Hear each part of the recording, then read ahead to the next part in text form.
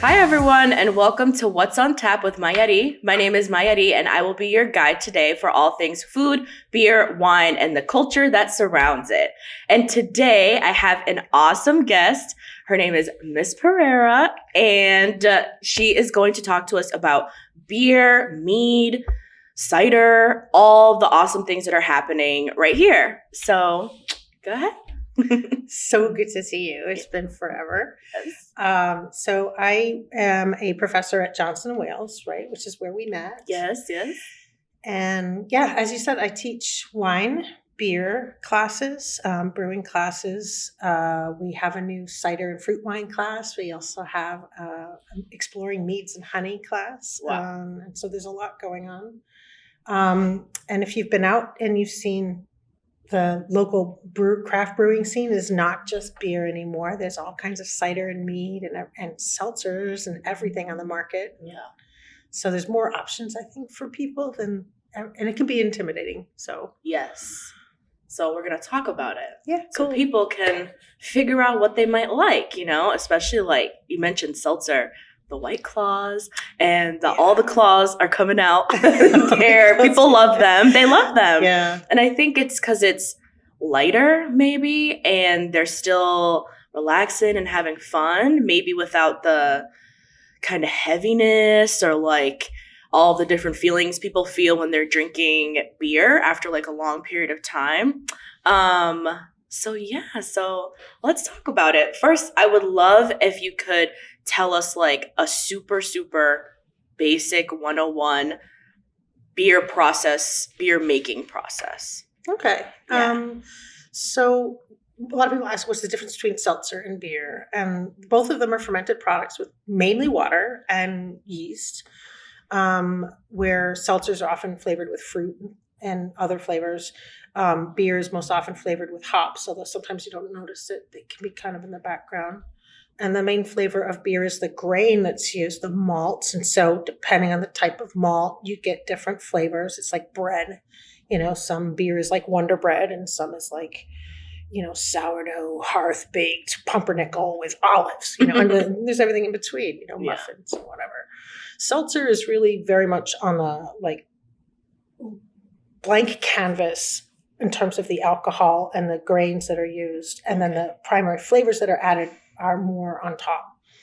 A lot of people, though, choose seltzer for dietary reasons, low carb, So people choose different beverages based on whatever they want at the moment, what's available, what's local, what they're eating, what the occasion is, the weather, And Yep.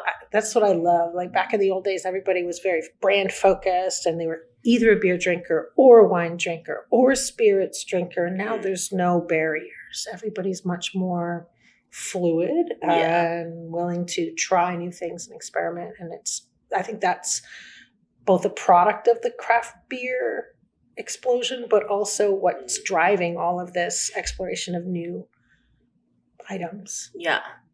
Can you talk about like the difference between craft beer making? I think a lot of people don't really like get it still. I think that there's still kind of like a lot of questions like what's the difference between, like a local brewery or like how come this restaurant here has like their own beer, like a microbrewery, like these kind of different things. I think if you want to give us like some clarity on them, like microbrewery versus like craft breweries, like all that stuff. So a lot of those are based on tax status. They have to do with, what type of excise taxes that business might pay to the federal, state, or local. So those technical things the consumer doesn't need to worry about. But the actual beer itself can be pretty much identical, whether you're a giant producer making a massive quantity of very rigidly controlled style parameters, like, some of the big macro brews. I respect what they do because it's next to impossible for anyone to do that kind of perfection, if you will, on a small scale. Yeah. The smaller scale brewers tend more towards the experimental, using local ingredients, one-off batches of something special or seasonal or fundraising. So the smaller breweries tend to be more community focused. And then there's kind of the middle of the road. So what does craft mean? People define that differently, but the Brewers Association defines it as being independently made, not part of a big conglomerate. You have to be a brewer, first of all. So it excludes things like cider and mead that can also be considered craft, but they're not beer. And that's pretty much it. And it has to be below 6 million barrels of production per year. Which is a lot. Which is more than 99% of all the breweries in the U.S. make. So, right, yeah. So the term craft, is used for a lot of things that are, it's not quite so black and white and cut and dry. There's a lot of colors and gradients in there. Brew pubs, restaurants that make their own beer, actually goes back a ways to a guy named Burt Grant, who was the first one to open a restaurant with its own brewery up in Yakima. And nowadays it's still a big part of the brewery business, but it's a big part of restaurant business as well, because as more consumers want something fresh and local, they like to know where it's made, and it's a draw into the restaurant. Yeah. But they're the tiniest producers generally, because they only make for sale on site versus other breweries that produce beer for sale off site. Gotcha. And then there's tap rooms. Yeah. Which are not restaurants. They're not, it used to be, I don't know, like even 10 years ago, where you'd have a brewery with a small tap room, and the tap room was there just as a means of like letting people try their product. Now it's a major revenue driver, where breweries will spend a lot more effort to build a wonderful tap room with a beautiful experience and guest experience, and it's focused on hospitality. Yeah. And then they make enough beer so they can sell as much as they can by the glass, which is much more profitable to them than having to pay for packaging and shipping and things like that. Yeah. And it makes like a fresh product, Yes. like right here in Marlborough, Hudson area, there's, I don't know, I can think maybe like at least 4 just like tiny, breweries making their stuff right in house. They have the taps right there, and it's delicious and it's fresh and it's fun. And like you said, there's more experimenting happening, which I think is so cool. Like one local brewery right here, they're like these candies. They're not peach rings. Oh my gosh. They're like sharks. They're like shark candies. Gummies. Okay, yeah. Thank you. And they're like, they put that in their beer. And it was awesome. And I was like, this is cool. Like, this is the stuff that the people want. People want cookies and cakes and all the stuff, just like these new flavors, instead of thinking about beer as like the kind of standard things that we kind of like, that I grew up seeing. And, everyone kind of is used to the beers that come in the cans and this is what they taste like. Now there's like all these new flavors and all this new just excitement, I feel, around the whole situation. Yeah, if you want to try something unusual, fresh, going to your local producer is the best way to find it, because not everything that they make is going to wind up into a package and into a store, or even in a package for you to take home there. It depends. But yeah, being able to make things on a smaller scale gives them that freedom of experimentation. Yeah. And I mentioned before that the consumer is no longer kind of pigeonholed into, I only drink beer, I only drink wine. But now the beverages themselves are not as cut and dry, which the TTB hates. The Federal Trade and Tax Bureau, the ones who no, we want everything exactly. Yeah, for their boxes. Because they want to count, they want to tax. They don't care about quality. Just, I don't want to know what it tastes like. Just, how do I tax you? Yeah. So there's a lot of beers. It's important when we're talking about like beer and wine and stuff, because it plays a major factor into like what we have access to. Absolutely. Yeah. And it's not apparent to the consumer how it does, but it does. Like there's more beers that have grape skins in them. They they work with local wineries. Sometimes they'll even blend beer and wine together, which the TTB absolutely hates.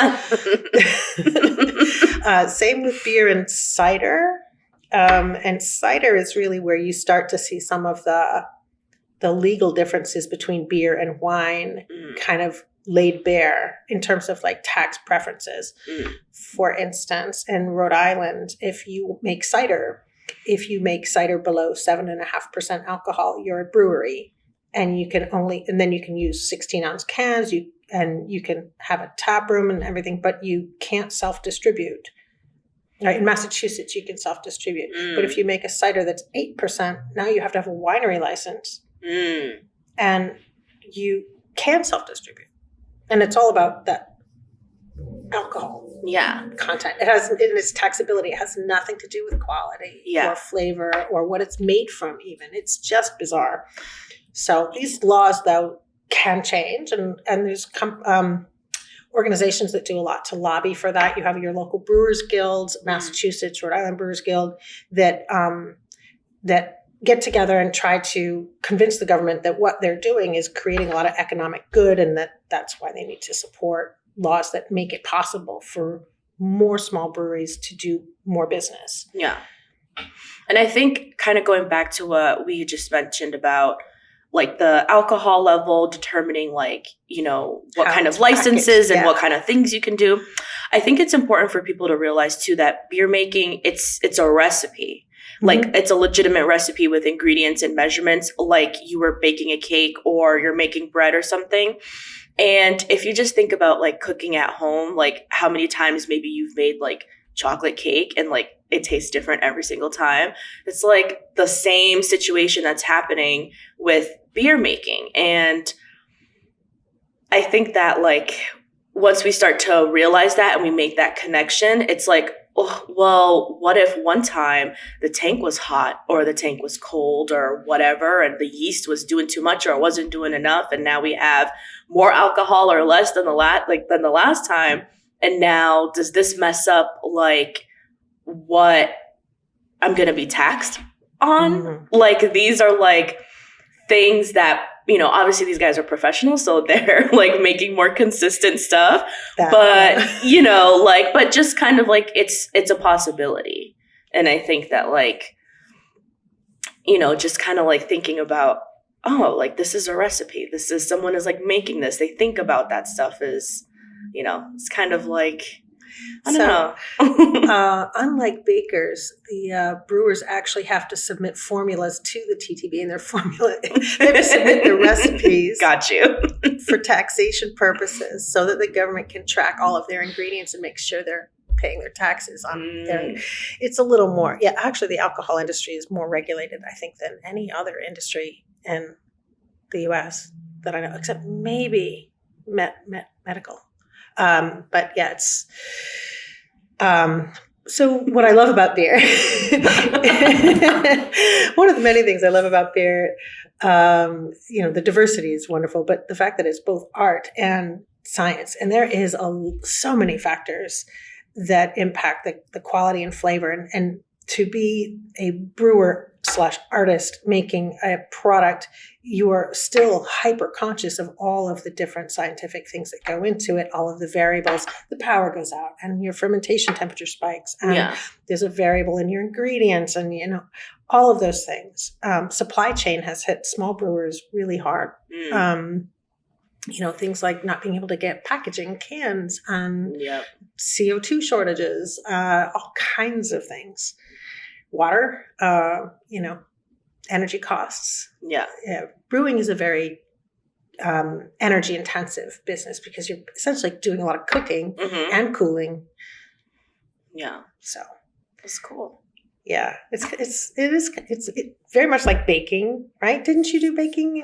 Yeah, I did. So I did culinary, and then I did some baking too, and I left, and it was baking. I liked eating the cakes. Yeah. I wasn't so good about the whole precision factor. That wasn't my bag. So That's fun. And I've always said that because I teach a variety of different students from different programs, and I can tell the culinary versus the baking and pastry, because the culinary students are like, we'll throw a little of this, a little of that. You're just like, and the baking and pastry are like, no, it's all ratios and proportions and grams and dry weight and So I was like, to be a good brewer, you have to have a little bit of both, and you can tell which brewers lean more one way or the other. Yeah, but, that's funny. Yeah. But that's cool. So I want to kind of talk about now, like ciders, and then maybe like meads, and giving like our viewers like a basic kind of difference. Like, what is mead? A lot of people have never heard of it before. Right. And a lot of people still think about just apple cider. I think there's great ciders out now, and they're really popular. Like, I had a rosé cider from somewhere, and I was like, this is fantastic. Yeah. And it was. And I get it every summer now. But, just like kind of like maybe those two things. If you want to talk about them. Yeah. I guess I'll start with mead. So there are a ton of small meaderies popping up all over the country. Cool.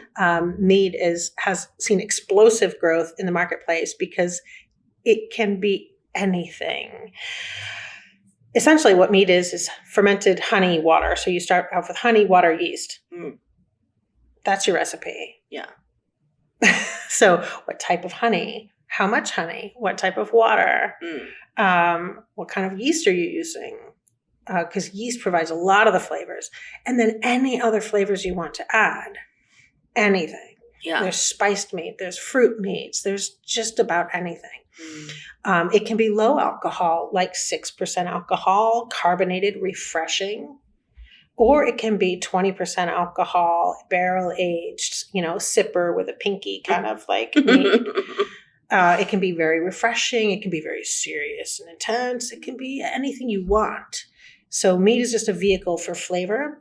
It's a great way to promote local honey production, which we know bees are essential to our environment. So all of that is really great. But you can make mead anywhere you can find honey, and you don't even have to make your own honey. You can buy the honey. So mead is made everywhere. Fun fact, it's the oldest documented fermented beverage known to man. First recipes were cave paintings. Oh, wow. So before we had written languages, we had recipes. Yeah, we're like, hey, listen. This is important. This is important. Before anything else. Yeah, before anything else. I think before we had agriculture, we had meat. Yes. That's awesome. Yeah, and just beekeeping and everything it's just an amazingly deep subject. But support your local meaderies. Don't be afraid of it when you see it on the shelf. Most people have the misconception that, it's made from honey, must be sweet.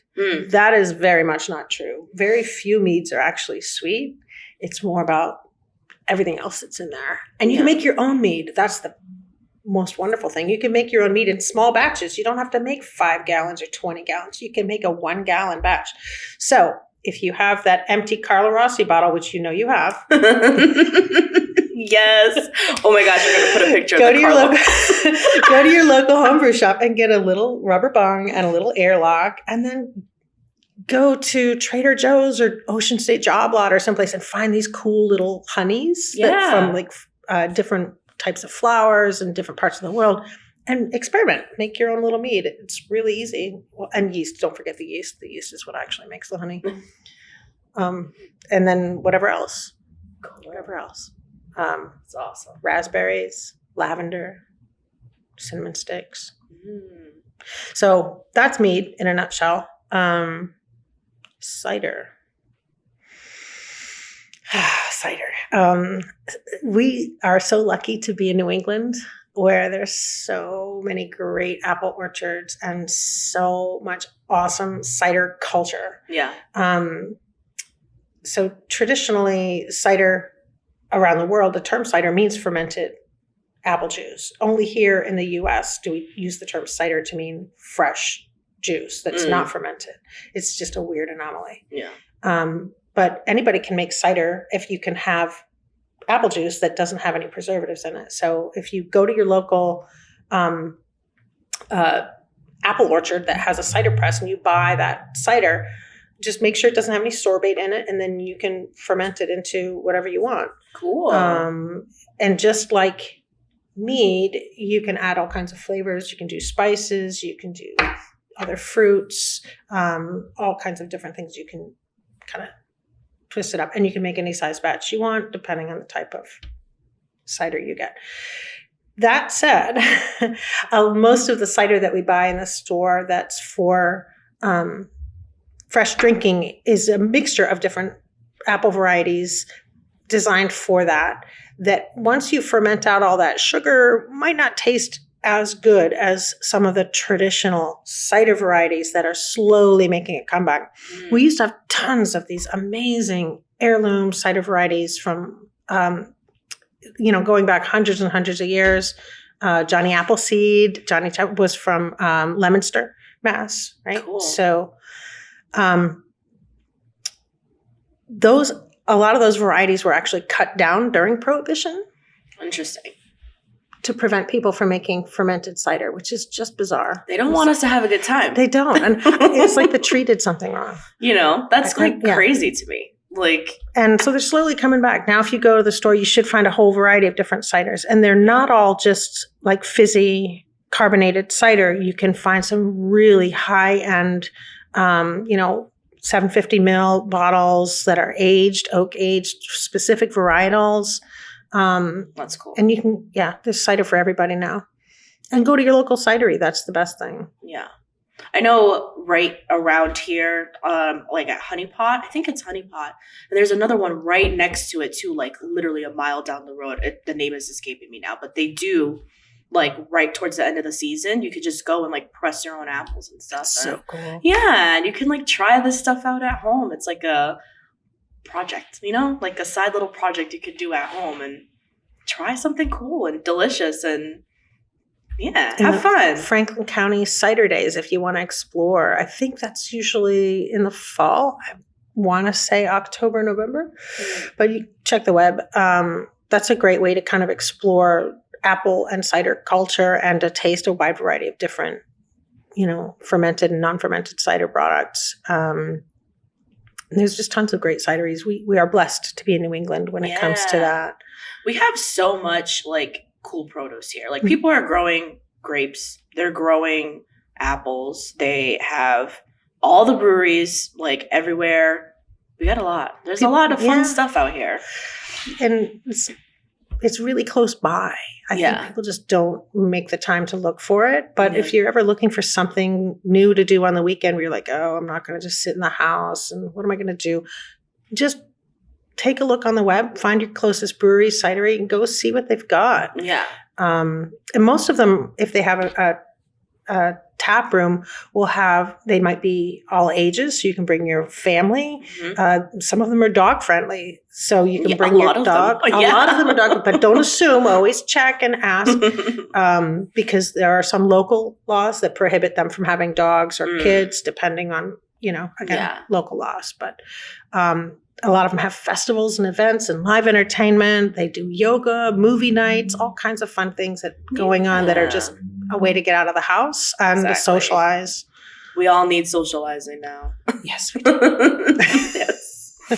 But that's cool. I want to go back to beer for a second. Sure. And I would love to talk about hops. Okay. And what they are and why they are important to making beer. Okay. Yeah, good question. A lot of people think hops are the main part of beer, but they're really not. They're a flavoring and a seasoning in some ways. More important than that is that they're a preservative, a natural preservative. So hops are a perennial plant. You can grow them at home. The trouble is not getting them to grow. It's controlling their growth. They grow about 30 feet high every year. So they grow from the ground up from a rhizome, so underground kind of like roots that are perennial. Okay. And then from the ground up, they grow about 30 feet. So trellising is important. They need a lot of height. Then every year they are chopped back down to the ground and they grow from the ground up. What they produce is something that's called they call them hop cones. It's not a flower. It doesn't bloom or anything. It's not a fruit. It looks kind of like a little artichoke almost. And these hop cones have resins and oils in them that are really aromatic. And the resins are the bitter component. So if you've ever had an IPA or a Czech Pilsner that has that like puckery bitterness at the end, it's almost like a pomegranate kind of puckeriness. Yeah. That is from hops. So some beers have more, some have less. But the reason that they're used is that the hops will prevent a lot of bacteria and yeast from being able to contaminate the beer. So it increases the shelf life of the beer mainly. Yeah. Cool. Even beers where you can't taste the hops, there's still generally hops there. Yeah. And so I've heard before a lot of people kind of liken hops and like their different flavors to kind of like the different grapes that you use to like make wine and stuff, just in the sense that it's like adding specific flavors. So are there like a lot of different types of hops that are going to give you different flavors? Like, does it depend on location, that kind of stuff? And the answer is yes. Yeah. To all of that. So hops are grown around the world, but mainly in narrower belts along the north and south, kind of like wine. And that, but unlike wine, the hop vines are daylight triggered. So the growth cycle is depending on the length of day. So above a certain latitude and below a certain latitude, they just don't do well. They are also susceptible to things like humidity and pests, just like any other plant. But yes, where they're grown, the growing season that year, all of that can impact the flavors and aromas that you get in the hops. The type of flavors, the genetic types of flavors vary too. So English hops tend to be sort of spicy, earthy, wildflower. If you know anyone who has like animals, you might recognize Timothy or alfalfa kind of. I call it 50 Shades of Hay. It's like, but they can be really nice and subtle, especially in a really good English bitter. Where you just get this little like, oh, what is that? American hops are more abrupt and in your face, just like Americans. So it's like getting smacked upside the head with a grapefruit sometimes.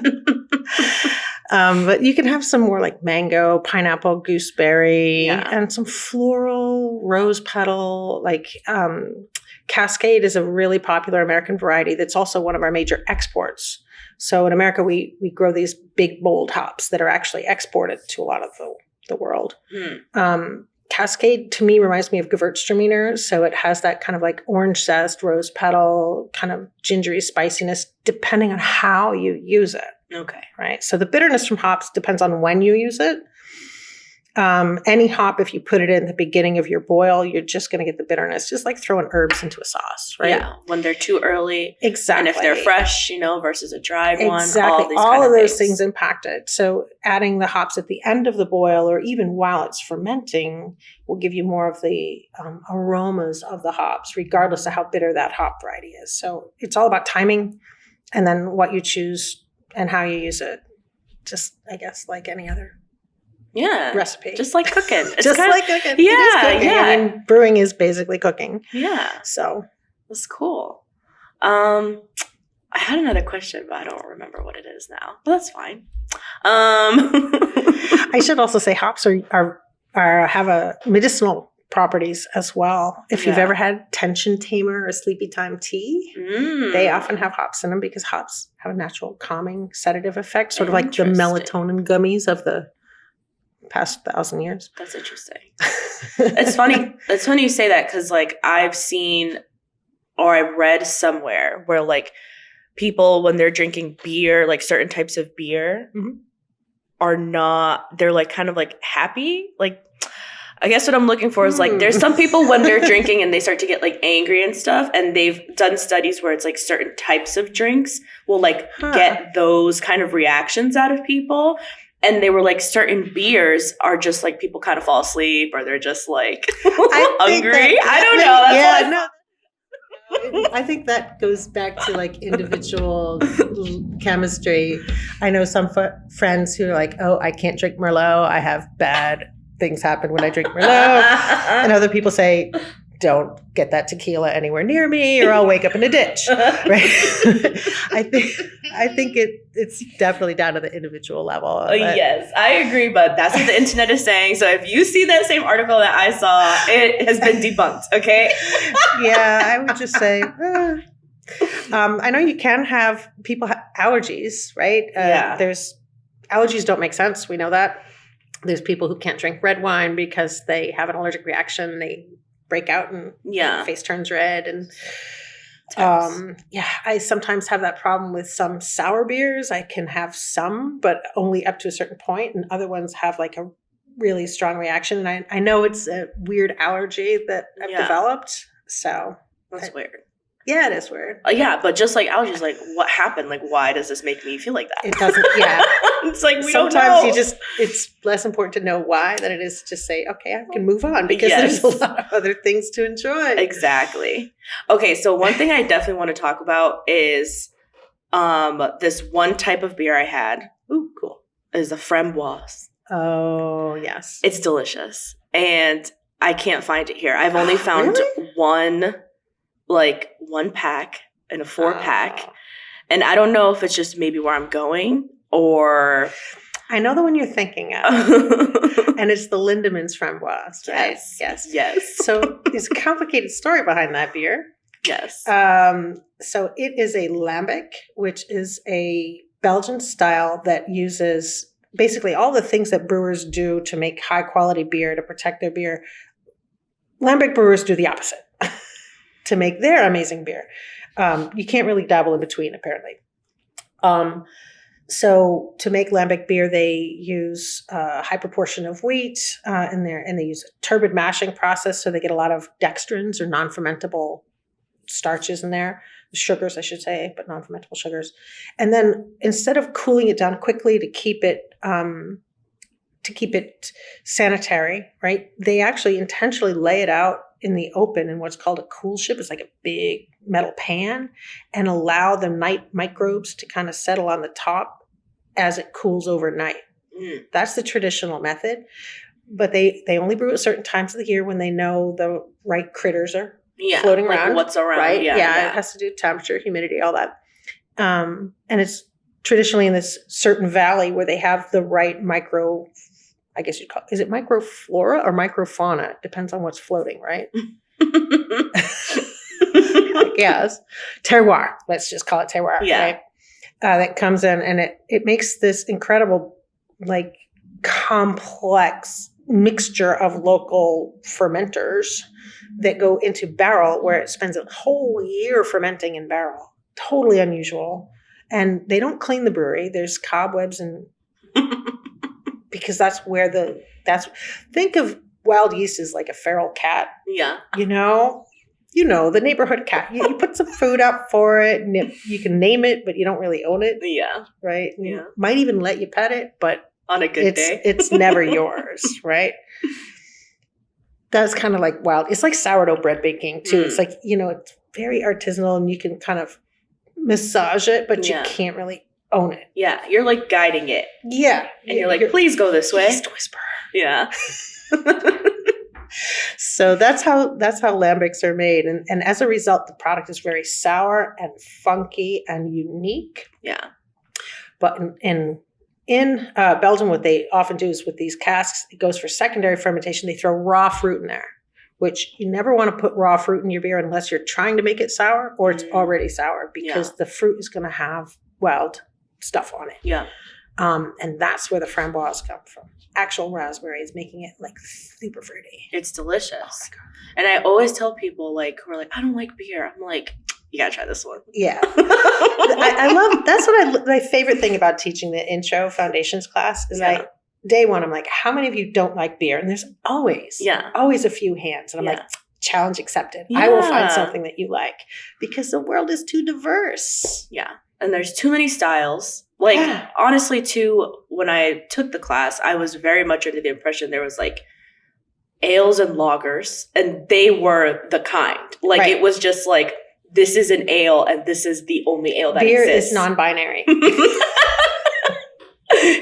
Completely. And it's just in the ale, world, there's thousands of them. And in the lager world, there's thousands of them. And they all meet together and have a party. We're discovering new ones all the time. Yeah. There's new historical styles coming back. That's cool. There's stuff like Gwijk yeast, which they discovered in these farmhouses up in the Northern Europe, where individual farmers were making these for hundreds of years. This yeast is, get this, it ferments at 100 degrees in 3 days with no off flavors. And you can store it on a stick. Talk about revolutionary if you're trying to go green. Like, it's perfect, right? You don't have to chill your wort as much. It can ferment at a high temperature. It's done in a few days, so you don't have to pay for refrigeration, and like it's just it's a game changer if it can be used properly. And they've even made some faux lagers from it. So they use this amazing yeast to make beer that tastes like a light, clean lager, but it doesn't take.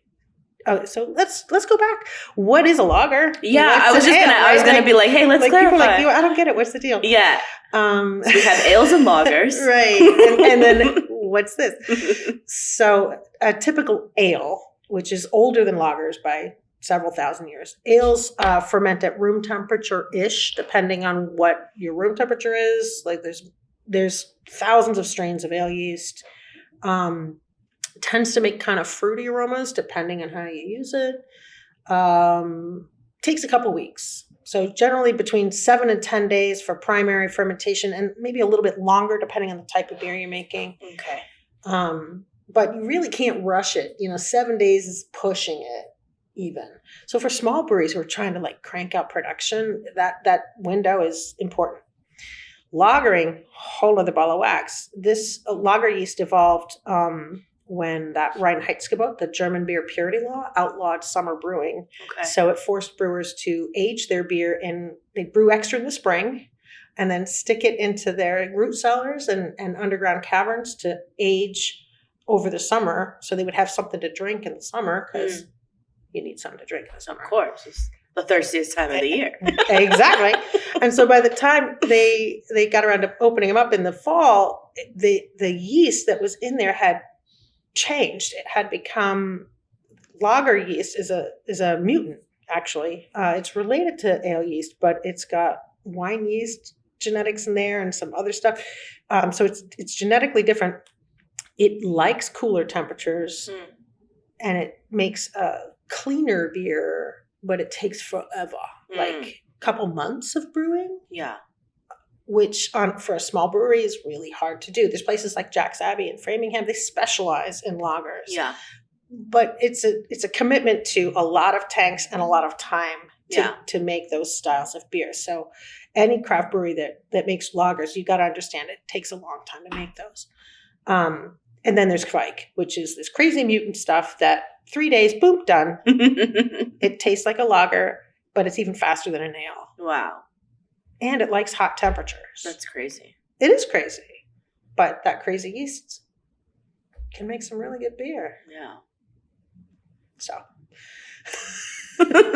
yes, ales, lagers, and then our new stuff. One. Yeah. And there's just a whole bunch of different stuff. So a lot of times too, like people would have only ever tried an ale and they've never even tried a lager before, or vice versa. The majority of beer sold worldwide is lager. Yeah. 40% of all beer sales in the U.S., last I knew, are still Bud Light. No, that's one brand. Yeah.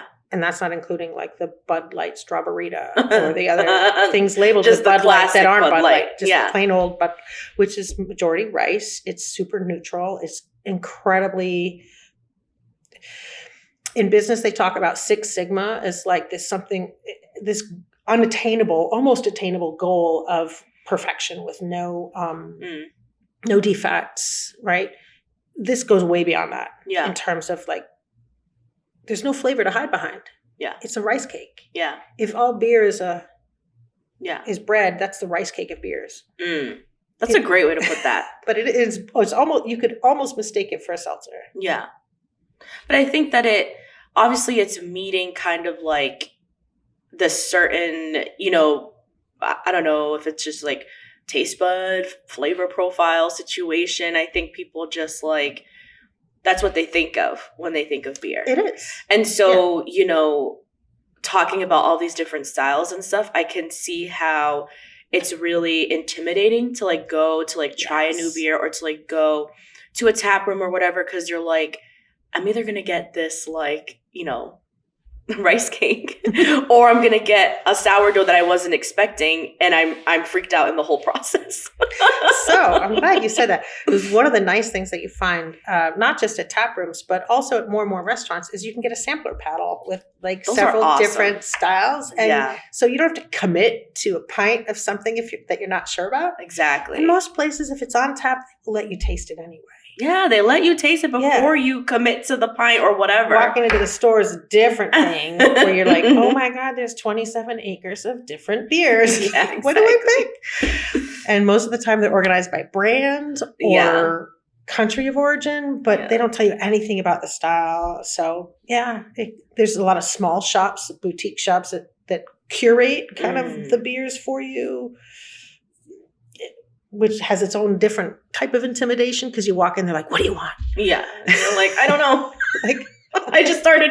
I'm new. But I mean, once you find something you like, then it's how do you describe that to the salesperson? How do you find more of that? Let's talk about that, because I know for sure I love wheat beers. Oh my gosh, they taste so good to me. I like they're creamy and they just are like everything about them. I love them, and I will try anything where it's like wheat. I'm like, I'll try it. Anything. I love them. That's like my preferred style, my go-to style. That's your foundation. Yeah. And then you kind of branch out on different things. And, but I would love to give people maybe like some questions or maybe some vocab of how to like express. I like, let's say like they're brand new to beer and they're just like, I like sweet stuff. I like chocolate candies. I like coffee. I like, you know, rich foods. What does that mean? What might I like when it comes to beer? So maybe if we can like give people some verbiage for that, I think that would be kind of cool. So the term malty is used, but malty can mean a lot of different things, right? Yeah. So when you describe wheat beers, you're describing creamy, grainy, sometimes even doughy flavor profiles. It depends. Then you have kind of the crystal malts, the kind of amber in-between malts that can be anything from caramel up to raisin bread, depending on the color and the flavor and how they're used. Sometimes you can get a honey flavor from malt. And then you get into like the chocolate, like the dark chocolate flavored malts, and even the coffee and roasty and sometimes smoky flavors. Yeah. And all of those are malts. So when somebody says it's malty, well, what does that actually mean? Yeah. Right? So I think it's more important to think about beer as food. If you can describe the flavors you like in food, that can help you find the flavors you like in beer. But the best thing is to just try new things. I had one student this semester who came in going, I don't know anything about beer and I don't really like beer. And right now her favorite style is IPA. She's like, that's a strong flavor. I love the fruit aromas, and it's just so mouth-filling and juicy. And so it's very important from a sales perspective not to profile people, not to stick them in boxes. Like, that's not a beer drinker. That person only likes this or that. Yeah. Let people try. Yeah. You know, and you find things. Hops aren't always bitter, right? People are like, I don't like bitter beer. Well, you can have a beer with no hops that's bitter, like a stout that can have its own kind of roasty bitterness like coffee. Yep. And then you can have a beer that has hardly any malt character, like a Pilsner perhaps, that has a distinct bitterness from the hops. And so hop bitterness isn't related to color. Never judge a beer by its color. Yeah. That's for sure. Fruity characters can come from the yeast. I think we tasted some English ales that had like a distinct banana bread kind of flavor to them and a little malt sweetness. They taste kind of like banana nut muffins. Yeah. Right. And the word for those styles in English beer is extra bitter, so there's beer names and there's what the beer actually tastes like. Yeah. So if something's called a special bitter, most people would be like, Ew, I'm ew, not trying that. that's not what I'm looking for. But when you taste it, you're like, oh, I get it. Yeah. It's refreshing. It's balanced. It makes me hungry. Yeah. All of those things. Yes, all of those things. So, moral, get a sampler. Yes. When in doubt, always. Actually, if it's your first time visiting a place, always get a sampler. Yeah. Always get a sampler so that you can get a better idea of what they're about. And you'll find something that you want a pint of, maybe. Or something that you maybe want to take home, but that you don't want a pint of right now. All right. Well, thank you so much. This was awesome. We learned so much. And I think that everyone is going to leave here today, like, inspired to go run to their local tap room and try some beer. Warm weather coming. It is the season. It's the season. Yeah. All right. Well, thank you so much again. Thank you. And thank you guys for tuning in. And I hope you guys have a great time trying some beers. Bye.